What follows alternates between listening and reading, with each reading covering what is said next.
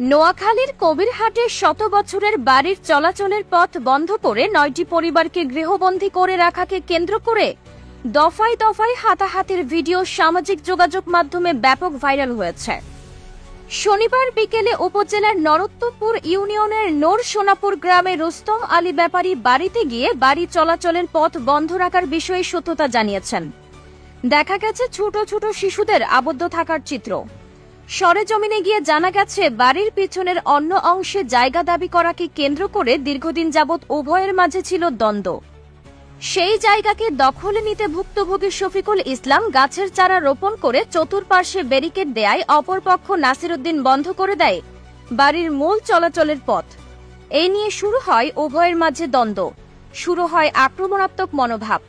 এই বিষয়ে ভুক্তভোগী শফিকুল ইসলাম জানিয়েছেন, জুলুমবাজ নাসিরউদ্দিন বাড়ির যতটুকু অংশ পাওনা তার চেয়ে 0.25% জায়গা তার দখলে বেশি থাকা সত্ত্বেও বাড়ির পিছনে থাকা আমাদের বাগানকে তার চলাচলের পথ হিসেবে দাবি করে শত বছরের বাড়ির চলাচলের পথ বন্ধ করে দেয়। এতে গৃহবন্দী হয়ে পড়ে ৯টি পরিবার। এই চলাচলের পথটা এটা আমাদের দীর্ঘ ২০০ বছর আগ থেকেই আমাদের দাদা ফরদাদা এভাবে সবাই এই রাস্তাটাকে উন্মুক্ত করে রাখা হয়েছিল, কারণ এটা সবার চলাচলের রাস্তা। এখানে কেউ বাধা দেওয়ার বা কেউ মালিকানা দাবি করার কোনো সুযোগ নেই। যদি কেউ এখানে মালিকানা দাবি করে থাকে এটা হবে অবান্তর মালিকানা দাবি, এবং এটা হচ্ছে জোর জুলুম পূর্বক একটা আমাদেরকে এইভাবে ৯টা পরিবারকে আমাদেরকে এইভাবে গৃহবন্দী করে রাখা হয়েছে। আজকে শিক্ষার্থীরা আপনার প্রতিষ্ঠানে যেতে পারতেছে না, স্কুল মাদ্রাসায় যেতে পারতেছে না, মহিলা আছে, রুগী আছে, আমরা কাউকে চিকিৎসা নিতে দিতে পারতেছি না। আমার ফুফু একজন অসুস্থ, ওনাকে আমরা বাড়িতে ঢুকাইতে না ফেরে আমরা পার্শ্ববর্তী আমার আফার বাড়িতে রাখছি। তাহলে আমরা এই ভুক্তভোগীরা আমরা অনেক কষ্টে আছি। আমরা এই জন্য সরাসরি আমরা প্রশাসনের দৃষ্টি আকর্ষণ করছি। যারা এই ফটটাকে নিজস্ব বলে দাবি করে, আমি ওদের উদ্দেশ্যে বলবো, আপনাদের যতটুকু ফাওয়ানা উত্তরসূরি হিসেবে, আব্দুল মজিদের বংশধর হিসেবে আপনার যতটুকু ফাওয়ানা, আপনার সম্পূর্ণ ইচ্ছা আপনার এখানে বুঝ আছে। এই বুঝ থাকা পরেও আপনার কাছে আরো 0.25% জায়গা অতিরিক্ত আছে। আপনি এর পরেও যদি আমাদের পথে এভাবে বেড়ে দিয়ে আপনার আমাদের পথকে যদি আপনারা এভাবে কি করেন, আবদ্ধ করে রাখেন, বন্ধ করে রাখেন, তাহলে এটা হবে আমাদের উপরে একটা জোর জুলুম পূর্বক আচরণ। আমি এই জুলুমের বিচার চাই। আমার দাদার আমল থেকে আমার 72 বছর মতো বয়স হচ্ছে, আমি দেখতেছি এই রাস্তাটা রাখা হয়েছে। এই রাস্তাটা সবাই হেঁটতেছে, এখানে কারো দাবি নাই। প্রত্যেকে আমাদের থেকেও রাখছে, ওদের থেকেও রাখছে। এখন এদের ভিতরে এই জায়গাটা নিয়ে দ্বন্দ্ব নিয়ে এই জায়গাটার উপর আমাদের 9টা পরিবারকে এরা জুলুম করে আটকা রাখছে।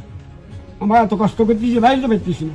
ঘটনার বিষয়ে জানতে চাইলে বাড়ির চলাচলের পথ বন্ধকারী নাসিরউদ্দিন জানিয়েছেন, একসময় বাড়ির মূল চলাচলের পথটি আমার ছিল। এর বিনিময়ে বাড়ির পেছনের একটি অংশ আমাকে দেওয়া হয়েছিল, যা হঠাৎ করে তারা তাদের দখলে নিয়ে নেয়।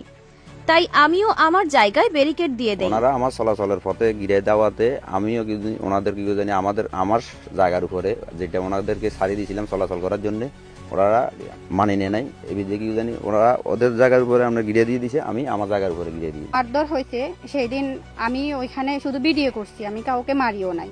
ওরা আমার নামে মিথ্যা মামলা দিছে, এবং কি আমার একটা ছোট বোন আছে, ওর নামে মিথ্যা বদনাম ছড়াচ্ছে। ও ওইখানে প্রেজেন্ট ছিল না, ও শুধু দাঁড়াই ভিডিও করছে। হ্যাঁ, পিছনের ঢেলার ইটগুলা কেন ভেঙে ফেলছে এবং কি নিয়ে কেন গেল, এবং কি আমাদের হাঁটার রাস্তা কেন বন্ধ করে রাখলো, তারপর আমাদের ঘরের কাজ কেন বন্ধ করে রাখলো। এ বিষয়ে জানতে চাইলে ইউপি সদস্য মুকুল মেম্বার মুঠোফোনে জানিয়েছেন, এই বাড়ির সমস্যাগুলো দীর্ঘ 50 বছর যাবৎ চলমান। গত 2 বছর পূর্বেও বাড়ির অন্য একটি বিষয়কে কেন্দ্র করে চলাচলের পথ বন্ধ করেছিল নাসিরউদ্দিন। সমাধানের লক্ষ্যে বারবার চেষ্টা করা হলেও নাসিরউদ্দিনের ভাড়া করা লোকের প্রভাব এবং শফিকুল ইসলামের পক্ষের উত্তেজিত আচরণে ব্যর্থ হয় সামাজিক বৈঠক।